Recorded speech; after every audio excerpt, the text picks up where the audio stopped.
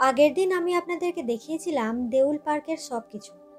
আজ আপনাদেরকে দেখাবো রহস্যে ঘেরা এক জঙ্গল, যার নাম গড় জঙ্গল।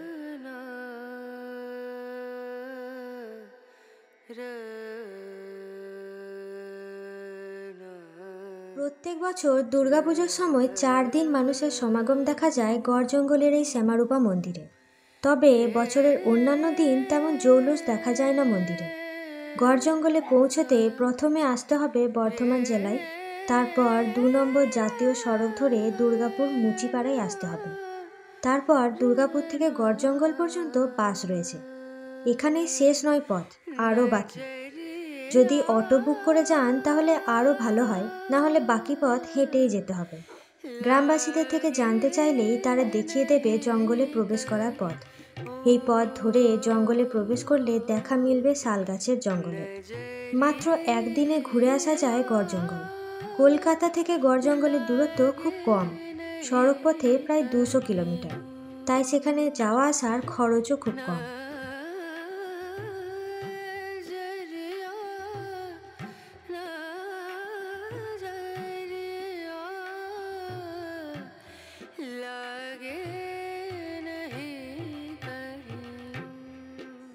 গড় জঙ্গল হল হিন্দু পৌরাণিক কাহিনী অনুসারে শাক্তদের একটি গুরুত্বপূর্ণ স্থান।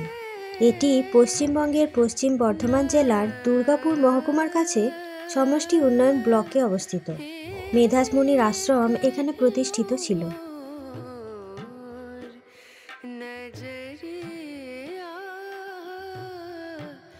শ্রী শ্রী চণ্ডীমতে রাজা সুরত ও সমাধি বৈশ্য মেধাস মুনির আশ্রমে মিলিত হন। রাজা সুরত এবং সমাধি বৈশ্য দেবী মাহাত্ম্য শিখেছিলেন এই স্থানে মেধাসের কাছ থেকে। সুরত বসন্তকালে এখানে দুর্গাপুজোর আয়োজন করেছিলেন। শ্রী শ্রী চণ্ডী এবং মার্কণ্ডেয় পুরাণ অনুসারে এই দুর্গাপুজো যা গড় জঙ্গলে আয়োজিত হয়েছিল সেটা ছিল পৃথিবীর প্রথম দুর্গাপুজো।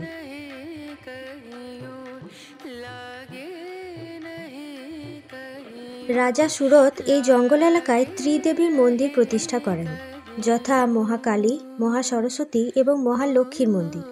এখন তাদের সাথে এখানে মেধাস মুনির আশ্রম, মহাকাল ভৈরবের একটি মন্দিরও আছে। এখানে 16টি মন্দির ছিল এবং এখন কেবল 2টি মন্দির রয়েছে, শ্যামারূপা কালী মন্দির এবং শিব মন্দির।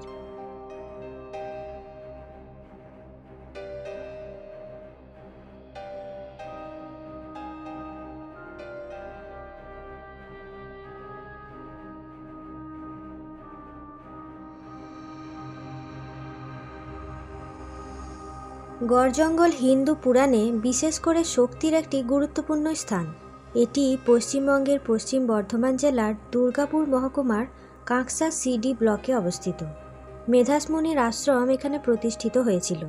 শ্রী শ্রী চণ্ডীর মতে রাজা সুরত মেধাসের আশ্রমে বৈশ্য সমাধিতে মিলিত হন।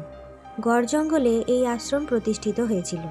রাজা সুরত এবং বৈশ্য সমাধি এই স্থানে মেধাসের কাছ থেকে দেবী মাহাত্ম্য শিখেছিলেন। সুরত বসন্তকালে এখানে দুর্গাপুজোর আয়োজন করেছিলেন।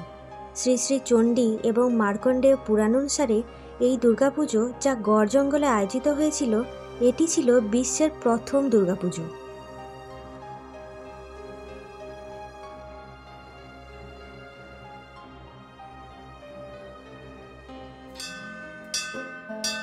সুরত এই জঙ্গল এলাকায় ত্রিদেবীর মন্দির প্রতিষ্ঠা করেন, যেমন মহাকালী, মহাসরস্বতী এবং মহালক্ষ্মীর মন্দির। এখন তাদের সাথে মেধাস মুনির আশ্রম, মহাকাল ভৈরবের একটি মন্দিরও আছে। এখানে 16টি মন্দির ছিল, এখন মাত্র 2টি আছে, এক শ্যামারূপা মন্দির আর এক শিব মন্দির।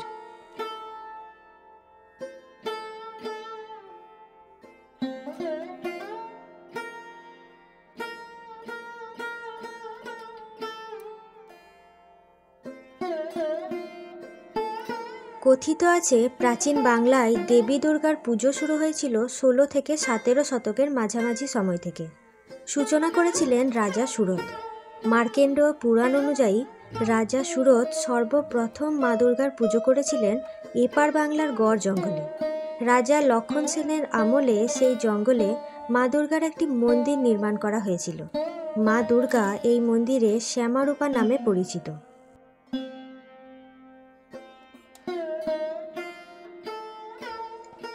প্রাচীন ও রহস্যময়ী এই মন্দিরের নিচ থেকে আজও তোপ ধ্বনি শোনা যায়, যার রহস্য উদ্ঘাটন করা এখনও সম্ভব হয়নি। তাই পর্যটকদের কাছে গড় জঙ্গলের মূল আকর্ষণ হল শতাব্দী প্রাচীন এই শ্যামারূপা মন্দির। গ্রামবাসীদের বিশ্বাস রাজা লক্ষণ সেন আসতেন শ্যামারূপা মন্দিরে পুজো দিতে। যদিও প্রাচীন মন্দিরটি এখন আর নেই, বর্তমানে প্রাচীন ওই মন্দিরটির উপরেই নির্মাণ করা হয়েছে নতুন মন্দিরটি।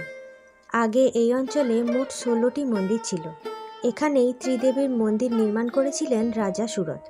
কিন্তু আজ মাত্র 2টি মন্দির রয়েছে, একটি হলো শ্যামারূপা মন্দির আর অন্যটি শিব মন্দির।